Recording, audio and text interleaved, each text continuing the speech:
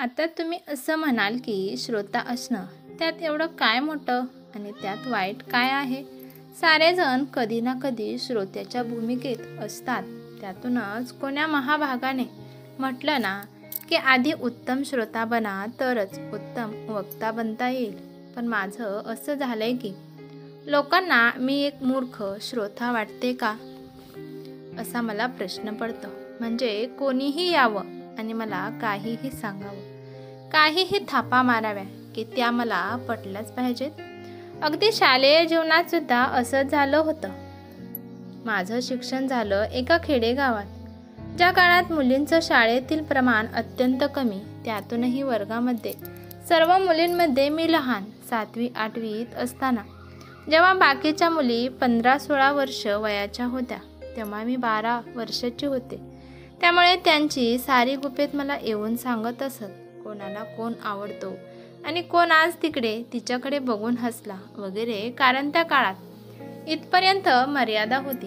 कदाचित मी लहान आणि या बाबतीत निरुपद्रवी, त्यामुळे त्या बिनधास्तपणे त्यांच्या साऱ्या गोष्टी मला येऊन सांगत व अशी त्या काळापासून माझ्याकडे श्रोत्याची भूमिका आपोआप आली.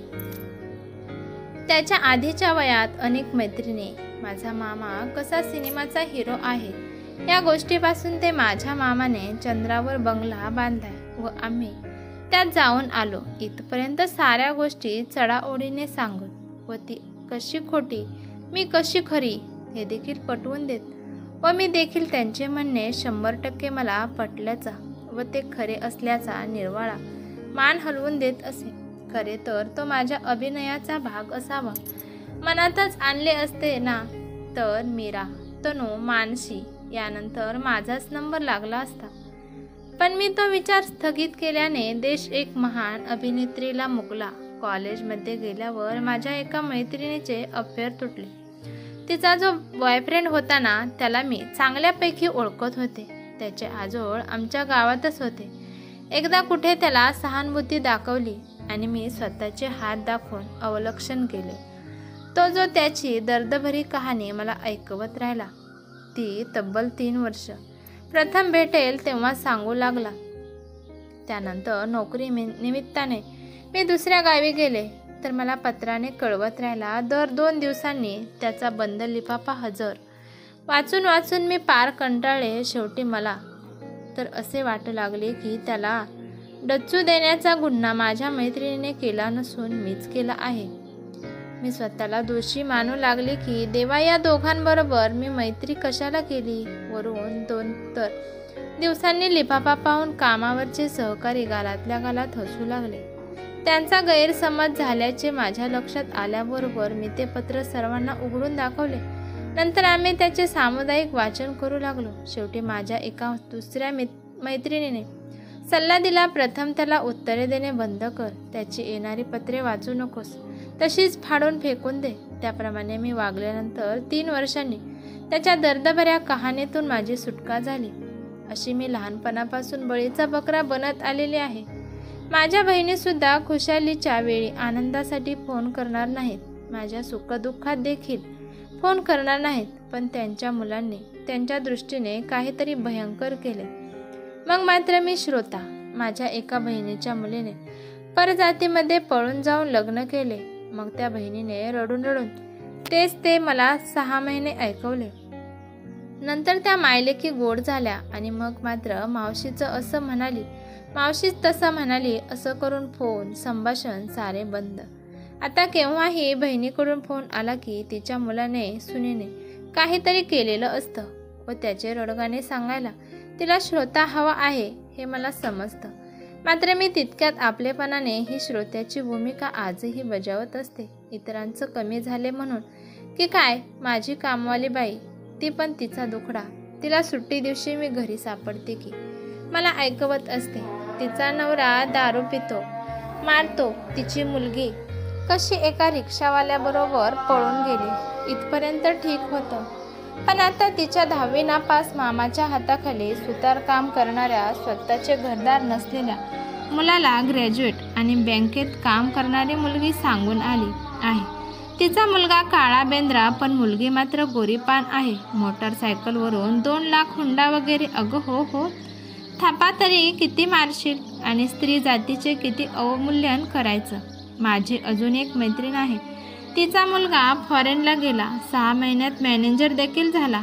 मी पण लगेच तिला भविष्यात त्याला संचालक पदावर घेऊ दे असे म्हणत शुभेच्छा दिल्या. जेव्हा युतीचं सरकार होतं तेव्हा तिच्या नवऱ्याची काकासाहेबांशी खास असल्याबद्दल सांगितलं. जेव्हा पुन्हा 5 वर्षांनी काँग्रेस सरकार आलं तेव्हा तिची एक फॉरेनमधली भाची डायरेक्ट सोनिया गांधींच्या नात्यामध्ये निघाली. तिचा डॉक्टर नवरा खरे तर साधा MBBS डॉक्टर, पण अख्खे आरोग्य खाते त्यांच्या शब्दावर चालते.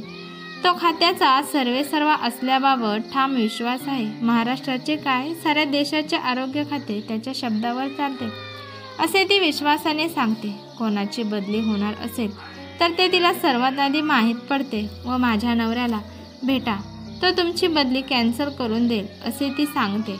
मात्र तिची स्वतःची बदली एका भागात झाली ती तो रोखू शकला नाही. तिचे प्रमोशन तो करू शकत नाही. हे धंदात सत्य मी डोळ्याआड करते.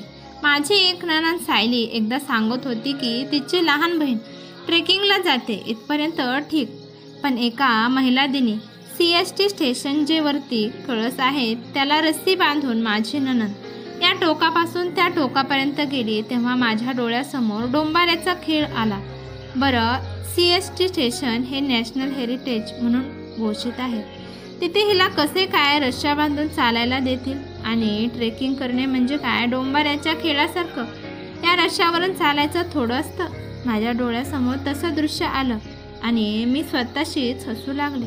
बरं, ती स्वतः डोंबिवलीमध्ये 1 रूम किचनमध्ये राहते, म्हणजे 1 बेडरूमसुद्धा नाही, आणि ती पार्ल्याला 2 BHK चे 2 फ्लॅट असल्याचे सांगते.